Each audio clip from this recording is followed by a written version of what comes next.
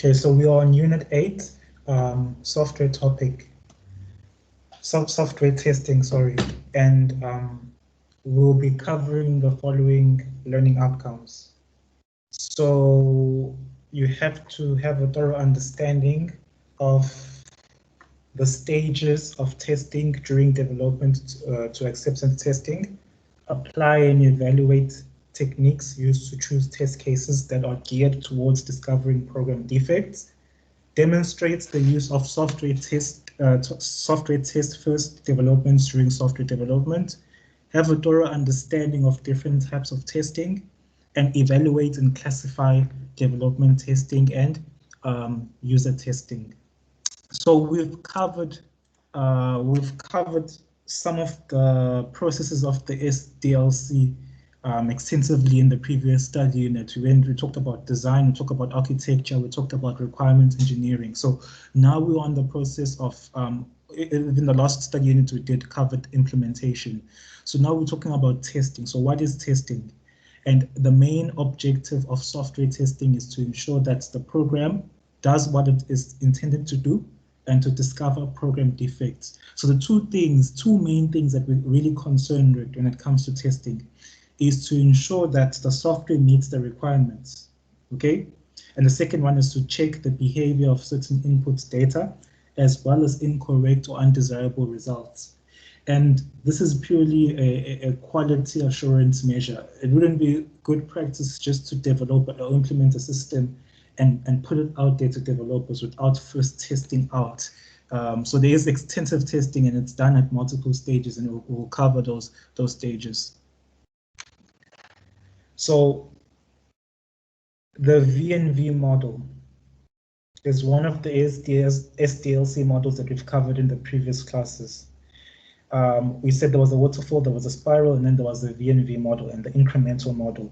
So the waterfall model had some sort of shortcomings to it, in the sense that it's very risky because it doesn't allow for changes, or you cannot go back. It's a very sequential software development model. Now, the VNV model is like the improved version of the waterfall model, because it eliminates or reduces the amount of risk involved, for the mere fact that you do all the requirement specification in one direction, and then you go in the opposite direction doing testing, okay? And there is a associated testing phase for each phase of the specification. So it says that it's based on the association of testing phase for each of the corresponding development stages, okay? So as you can see, there's two phases to it. There's a verification phase, which involves gathering requirements from the stakeholders, doing systems analysis, designing the actual system, doing modular design, and then you go about your coding.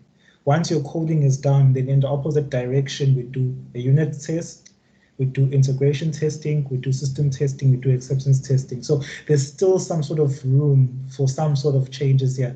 So you can look at the VNV model as a model that balances the amount of risk with the amount of costs, because the agile philosophy, or the spiral model is very expensive, but it's less risky. So this VNV model sits somewhere between, and it's very good for projects that have high level of risk, maybe like aviation systems and military systems. So in a sense, you can say VNV, verification and validation. What do we mean by verification? Are we building the right products? Okay, so the software should conform to its specification. That's the first V. The second V, validation. Are we building the product right? The software should do what the user requires it to do. I mean, if it's a particular function, it should be working and you click on it and so forth. So specification and validation. Validation involves checking the code, whether the code is working properly. So there are three main stages to this testing, okay? So in terms of development testing, there are three stages. You don't get to choose which one you want to do. You have to do all of them, because that's why we refer to them as stages. So there's unit testing, component testing, and then there's also system testing. We will cover them extensively in the slides that follow. So who does what in terms of a project, in terms of building information systems? So typically you're going to have a separate team for designing the information system. And this is the product design group. We refer to them as the product design group. They do they're part of the requirements gathering. They do the software concepts and the UIs and so forth. Then you have a separate group of developers, a team of developers who are in charge of implementation. But also what you can say about the developers is that after they finish implementation, especially as part of extreme programming, they're going to be doing some sort of peer checking or peer review of each other's code. So they're going to do some sort of testing. It's not that the developers are not going to do any testing, but we also need to devote a separate group for testing itself, okay? It may not be good enough that the developers themselves are testing their own code because it leaves room for bias and so forth. So we need to ensure that there's a separate, even if it's an independent group of other developers, okay? People who are expecting that particular programming language or application domain, have them look at the other team's code and see if it aligns with the standards and everything is working perfectly, okay? So always have a separate team for development and a separate team for testing. So the first stage of testing, which is unit testing, and at this stage, program components, that is method or object classes, are tested. So we're testing individual pieces of code, basically. All operations associated with the object should be tested. A simulation of events or of all events which causes a state change must be done. A test case which reflects the normal operation of a program, and another which is based on testing experience where common problems could arise. So a typical unit test would look at what happens if I put my cursor over a text box. Okay, what should happen? What should happen if I press the enter button and the text box is empty? So you're testing that particular unit or that particular object, okay? So the smallest type of testing you can do is a unit test, testing individual objects under normal operations and under abnormal operations. If a particular text box was expecting a email address and then somebody put in a cell phone number, what happens? That's a test. That's one test case that you could have for a particular object. And because this is the smallest unit of testing you can do on a software, it's always advisable that you make it as automated as possible. You're not going to be running, if you have 1,000 components on your program, you're not going to be running unit test for each individual object, okay? So they are automated testing tools that automate the process for you and test individual pieces of code. And one of them is JUnit, okay? So whenever possible, unit testing should be automated so that tests are run and checked without manual intervention. In automated unit testing, make use of a test automation framework such as JUnit to write and run your program tests. Unit testing frameworks provide generic test classes that you can extend to create specific test cases. You can run all the tests that you have implemented and report often through some sort of graphical user interface on the success of your test. So JUnit does all the testing for you for your components, and it provides the results of all the positive and the negative test results of your software through a graphical user interface. So it's much faster because it's automated, but also it provides you with a more graphical user interface or graphical user friendly report of the results of your code on your software. Okay. Sorry, Apiwe. Yes. Is JUnit open source, or does it belong to a certain company or what? I would assume it is some sort of open source framework. I haven't used it myself, but I assume it's probably open source. I've seen the screenshot of the software. It looks like some sort of open source program that you can find for free online. But there are other frameworks out there. JUnit is just an example of such. Which ones Yeah, do you know? I haven't used it. I haven't used any of these frameworks. Test it. I Okay. still do the things I worked on. I still do my stuff manually. I haven't worked on very huge projects. So I don't use any of these. I normally write my own test cases and test from there. I don't do any unit testing with automated frameworks. So What do you mean by test cases? Do you is it automated as well, or is it just we, like you we're gonna go through something? we're gonna get to test cases. Yeah, we're gonna get to test Oh, cases if okay. you see what I'm talking about. Cool, man. So yeah, so there's different approaches that you can take. So you have to at the end of the day, you do as a developer, no matter what, you do unit testing because it's one of the stages. So you work on a particular functionality for objects like a button, and then you're going to check whether the code is executing properly and so forth. Now, steps to be followed for test case design. So we have something we call a test scenario, and then we have something we call test cases. So a test scenario could have multiple test cases. Test cases are basically simulations, okay, of what could happen if the user does what they're supposed to do on the software and what could happen under abnormal conditions. Okay, this goes back to error handling. Okay, if you're a developer, you may have been doing some sort of error handling. If, for example, let's say the scenario is a login form. Okay, so we're writing test cases for login form. You're going to do some sort of error handling. What happens when the user clicks the button to log in without putting in the username and password? That's an example of a test case. So the system must not crash in that particular instance. It must respond accordingly to inform the user that, hey, look, you didn't input anything, you left the fields blank. So these are some of the things that you need to consider when you're designing test cases. Choose inputs that force the system to generate or error messages. Design inputs that cause input buffers to overflow. Repeat the same input or series of inputs numerous times. Force invalid outputs to be generated. Force computational results to be too large or too small. If you do all of these, you're able to see how does your software respond. Your software should not crash. Okay, your software should not only be able to handle normal operations, it should be able to cater for abnormal operations. And under abnormal operations, it should give some sort of response to the user. That's why when you go on websites, that's my specialty on the web, you go on websites and you search for something on the search bar.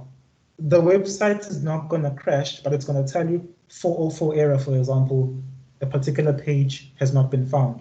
Okay, so that's something that's been simulated by the developer, and they put this measure in place.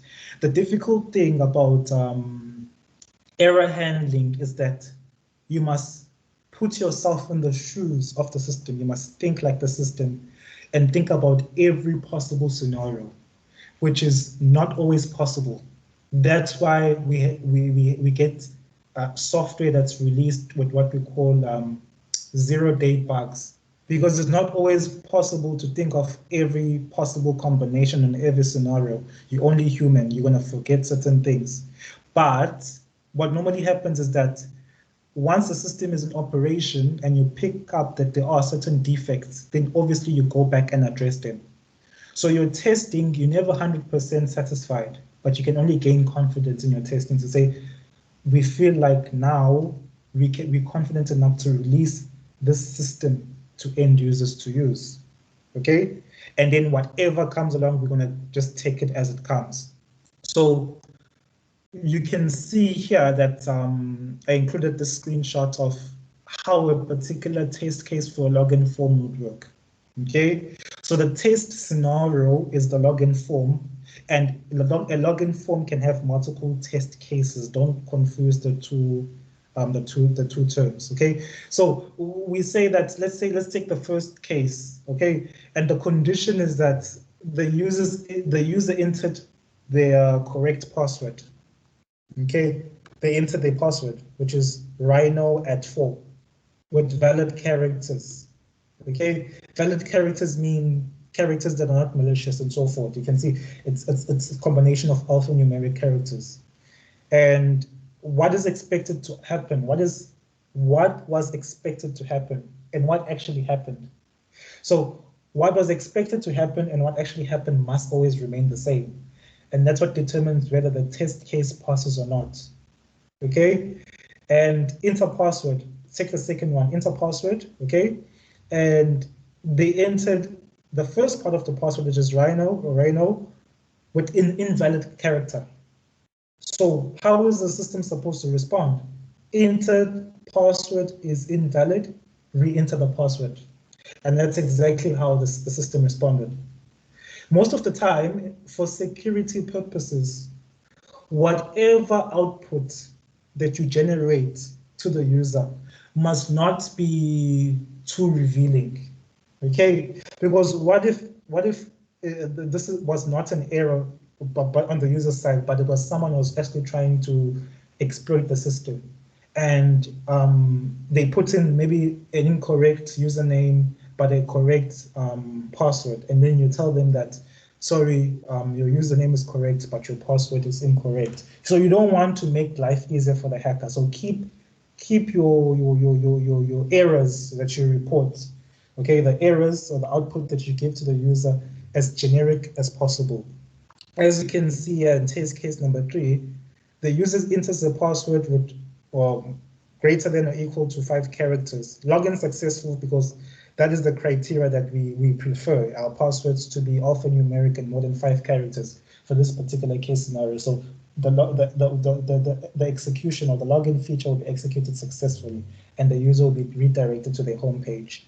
But what if the user then enters a password with characters less than 5? So we don't actually even need to go to the database for this. We don't even need to go and check against the database because the person entered something that's less than 5 characters. Automatically, the system should know all our passwords by default for security purposes are more than 5 letters. Okay, so by default, the entered password is invalid. Okay, so certain things you don't need to go back to the database for and verify. You can check them locally through code. Enter password, it's more than 5 characters. Rhino 08. It's an invalid password because we know that this is the person's password. So entered password is invalid. So can you see that every single time the person is entering an incorrect password, the system is giving a generic response. It's not telling them that, look, your password is similar to what's in our database, but it's just, the problem is that you just entered something that's less than 5 characters. So for security purposes, that's why I say keep it as generic as possible. The important thing is that you send out a message to the user that something has gone wrong. And then we have component testing now. So component testing is done so as to ensure that component interfaces behave according to its specification. So different types of interface errors which can occur. So we have perimeter interfaces, which maybe occur if one component is expecting a input, perhaps in a different data type than what it's receiving. Maybe the one component is generating a perimeter that's a string, and the next component is expecting an integer. Okay, so these are some of the issues you're going to need to test for in terms of components. Shared memory interfaces. Maybe the one component is taking up too much of the shared memory, and the other one is unable to do its processes. Okay, so that's one of the issues. Procedural interfaces, maybe the components are unable to access each other. Okay, maybe the procedural goes back to naming conventions. There's a particular naming conventions that the components are used to reference each other because they can be hosted remotely on remote servers. So maybe it's not the correct naming convention that was used to reference the remote component, so that we get a procedural interface issue or a problem. So also message passing interfaces, passing messages in different formats. We have interface misuse, we have interface misunderstanding, and we have timing errors. The important thing to take out of this is that when we're working with components, and we saw in the previous study units that there is interfaces of what the components requires to do its work, and what the components generate as output for the next component, especially in the pipe and filtering architecture. So certain things could go wrong there. That's why it's important to ensure that when you purchase components, the components are compatible, they're generating the messages in the correct formats, they're speaking the same language, and so forth. They're generating the messages on time, and so forth. Okay, so these are some of the issues you would experience when it comes to components testing. And then we have system testing. During system testing, compatibility issues, checking whether interface interact correctly, and transferring of right data at the right time across components or interfaces are some of the main objectives of system testing. So here we're testing now the system as a whole. And I said to you guys, it's very important that we treat this system testing, component testing, and unit testing as not things that we do as an option, but it's different stages of the testing, because you experience different problems. Okay, so you can have integration issues now when it comes to your system testing, because all the components are now in one place, and you find that the results that are being generated are slow performance and so forth. So during system testing, there are steps followed. System functions which can be accessed through the menu must be tested. Any functions which are combined and again accessed through the main menu must be tested. And where user input is provided, all functions must be tested with the correct and incorrect input. So some of the things you will repeat during the different stages of testing to see if the system is yielding consistent results, because the unit test may have passed, but for some reason, now that the components are integrated and the system is complete, then things are failing. It happens a lot. And then you ask yourself, but it worked the last time.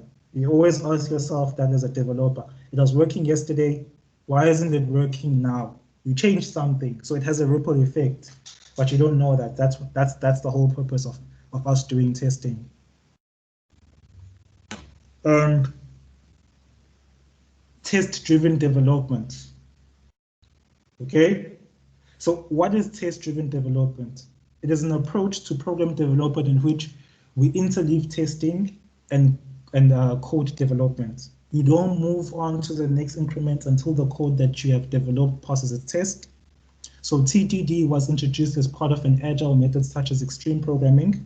However, it can also be used as a plan-driven development process. Remember, in terms of extreme programming, we have people working in pairs and they're testing or reviewing each other's code. And it's part of incremental development. So you don't move on, in terms of test-driven development, you don't move on to the next increment until you're satisfied with the current one that you're working on.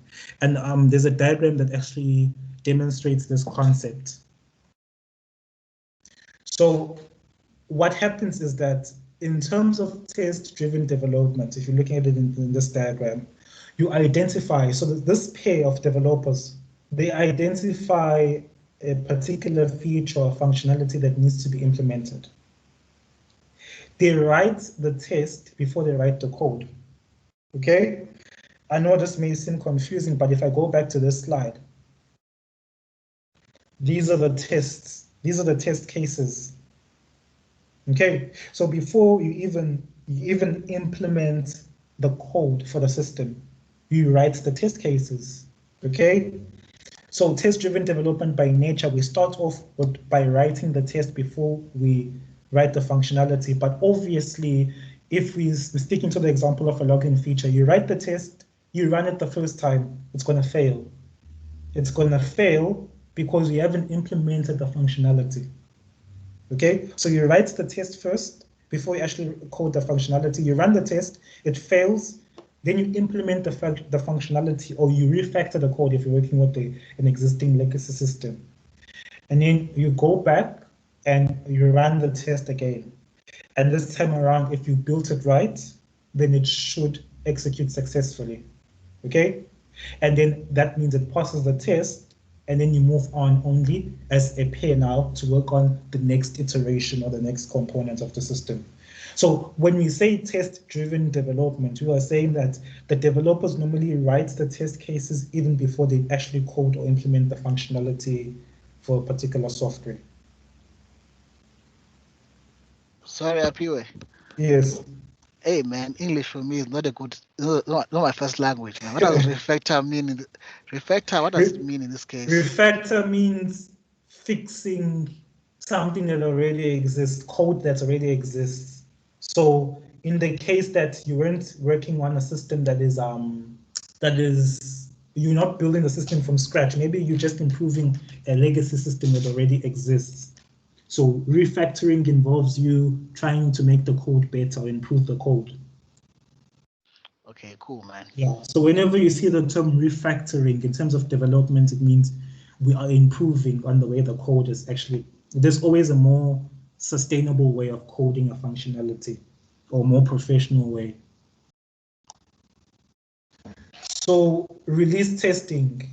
So release testing is a process of validation which ensures that the system meets its requirements and is good enough for use by customers. So functionality, performance, accuracy, dependability issues are some of the characteristics that must be satisfied during release testing. Release testing, remember that you're testing a version of a system that's been given to the customers now. So it's no longer about, by the time you're doing release testing, it's no longer about, are there bugs? Okay, you should have been confident enough to tell yourself that, okay, we didn't find any bugs as the team that's developing the software and the team that's testing the software. So now we're giving the software to the users. And release testing is you looking for things that involve non-functional requirements, not functional requirements. So stuff like, okay, are the functions working? How is the performance of the system? Is it operating at the optimum performance? Accuracy, is the system dependable? Those are the characteristics. So release testing, you more really testing on the side of non-functional requirements than the functional requirements. So requirements-based testing, which involves requirements-based testing, you can use your use case diagrams, because your use case diagram has all the requirements models there, all the functions that should be performed on the system. There could be a good testing mechanism for you, go per requirement. And scenario-based testing, which forms under test case development, where we identify particular scenarios on the system, the login form, the search feature, all of this can be scenarios or scenes that we can develop test cases for. And already mentioned performance testing. So in a sense, we can also say user testing is something that happens after a release has been actually a version of the system, or a release version of the system has been given to customers. Because when it comes to user testing, you can even say it's user interface testing, because most of the time the customers are giving you feedback on how the system looks more than anything. Remember, customers are not really technical people, but they can tell when something sucks, okay, just by looking at it. So you're able to get that feedback and improve on it. Try to make your user interfaces as simple as possible, something that people can be familiar with.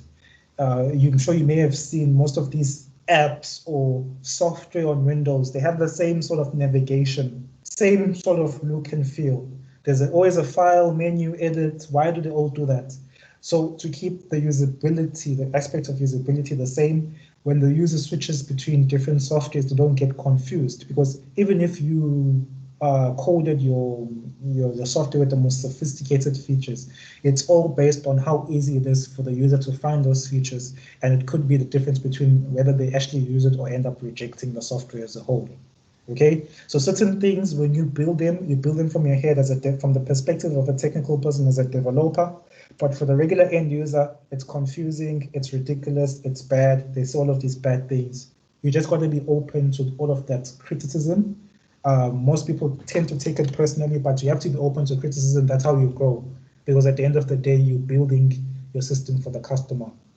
So this stage where customers or users of the system provide input or advice on the software, this is a critical stage since users of the system are assured that their system is reliable, usable, robust, and performs effectively. Alpha, beta, and acceptance testing are carried out at this stage. And then again here they're mentioning requirements-based testing. Testing each requirement is outlined in the requirements engineering process, and a tester should ensure that each requirement is validated or satisfied. Okay, so requirements-based testing, looking at the requirements themselves and going through each one individually and see how each one is actually satisfied.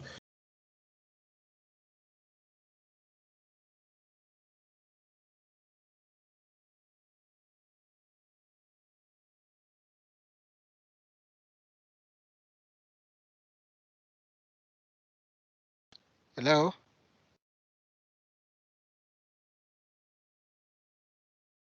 Hello?